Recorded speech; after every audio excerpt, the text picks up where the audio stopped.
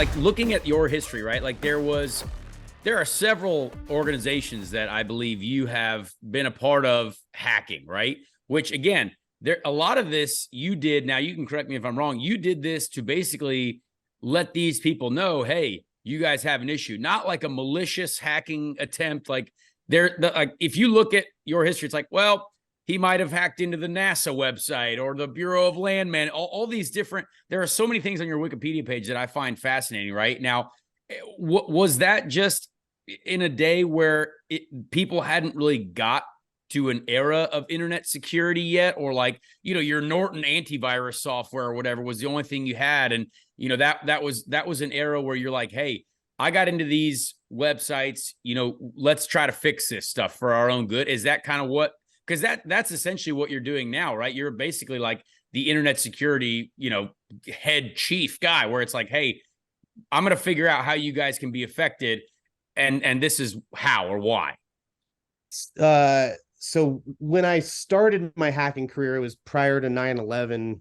It was in the golden era of the 90s type thing, when there wasn't a whole lot of cyber terrorism threat, I guess you could say. But I was prescient enough at the time to know part of what was annoying me is that I was a high school kid, and this is in my spare time. I'm like eviscerating the United States government. And so if I'm, a teenager, what a sentence right there. Put that on a headline. Take that. So that it was frustrating to me that, there's people that are being paid, money by the government, taxpayer money, to defend these systems. And, me, I'm just in my spare time, like after school or between classes or whatever, doing all this nasty shit. And so it was very just discouraging, I guess, to be, because it's this illusory power structure. You think that everybody's got a good button on it, but then realize how brittle it is. So a lot of my kind of earlier hacks were just to bring attention to the fact that this is weird that you have a teenage kid that's just able to do these types of things.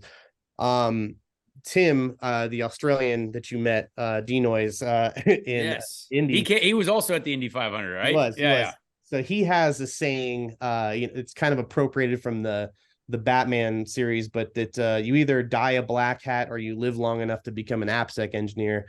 And a lot of us elder statesmen in that regard, now we're kind of keeping out kids that, like our former selves type stuff. Yes. And so, eventually you just sort of mature out of being a computer criminal, and then you can still think adversarially in the way that you need to, think like a criminal, but you're more trying to kind of keep out the next generation of geniuses. Do you find you have a lot of black SUVs or guys in suits following you? Not anymore. Not anymore. So at one point there was. Jeez. I haven't done a FOIA request on myself yet. It's something I've been kind of meaning to do, and just because I know even my case files were just thick. They're just like the Holy Bible type stuff.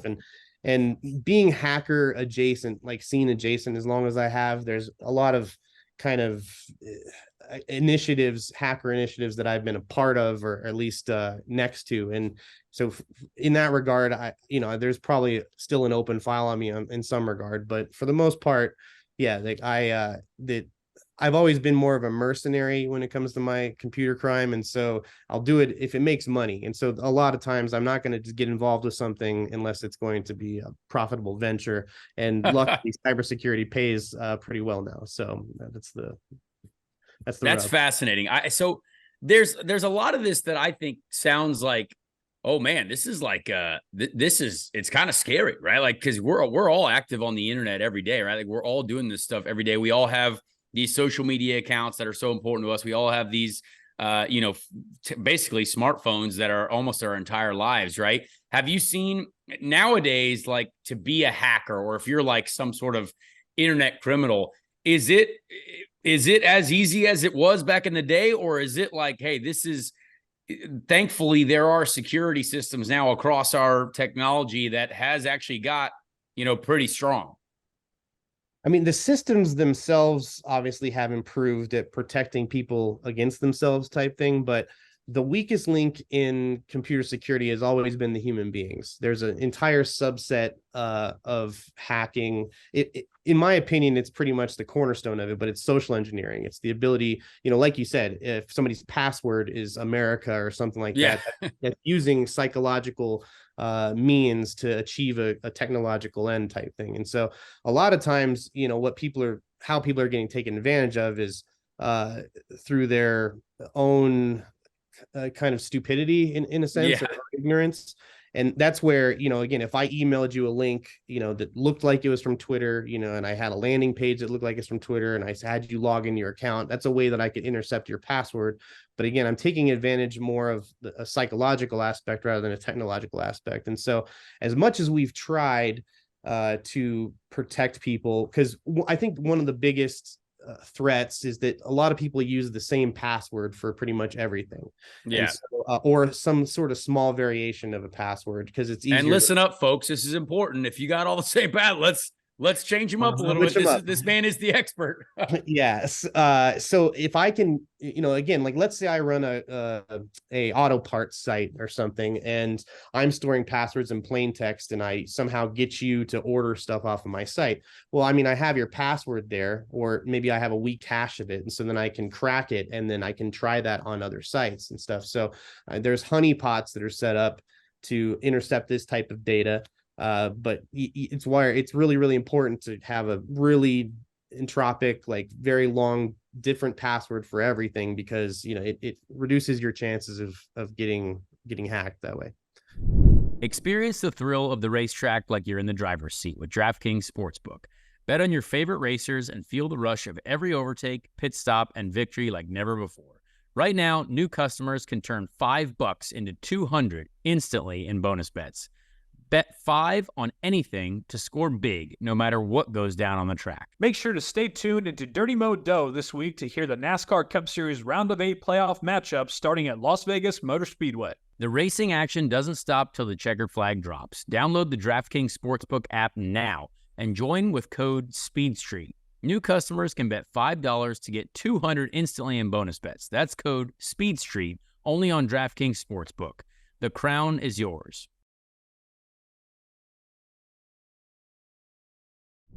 I want to talk a little bit about your music. When did you decide, hey, I'm going to be a rapper, or like this is something that I can do? Because you've worked with a lot of really cool people, right? Like who's like the biggest name in the rap game that you've worked with? Like what was the most enjoyable part about that? That's a good question. Like I said, or performed alongside or at same venue, whatever. I mean, I did a show with Method Man earlier this year, and that, like, he's obviously, I'm a huge Wu-Tang fan. But I mean, again, I've done kind of work with everybody, at least, perform alongside, or, we'll get in nerdy discussions like this where they'll ask me a bunch of computer questions. Oh yeah. Type stuff.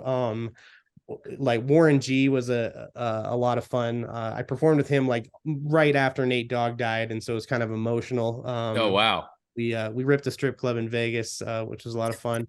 But yeah, just that the music stuff, it kind of blossomed. I said like late high school type stuff, the same thing, just screwing around. But yeah, just making music, I think, about computer hacking and making money on the internet was something that was fascinating to me, because again, kids like myself that were doing that, how much do you really relate to sticking people up and all that type of stuff. So it was more how do you be a criminal in your pajamas type thing. Nerdcore. Yeah Nerdcore, the lazy dollar. But so the music stuff just became a way to document kind of the hacking and spamming and freaking world, as it were, and that's pretty much what the genesis of all my music stuff is. No, it's really cool. If the most recent song that I have listened to quite a lot, Anti-Sec with Deadmau5, great song as well. And I feel like the nerd generation of the world, right? I'm a nerd. I consider myself a nerd. I don't know as much as you, but I love the technology. Like for me, I could listen to, what happens at the end of the internet all the time, like what's going on really. Like it's just a fascinating conversation.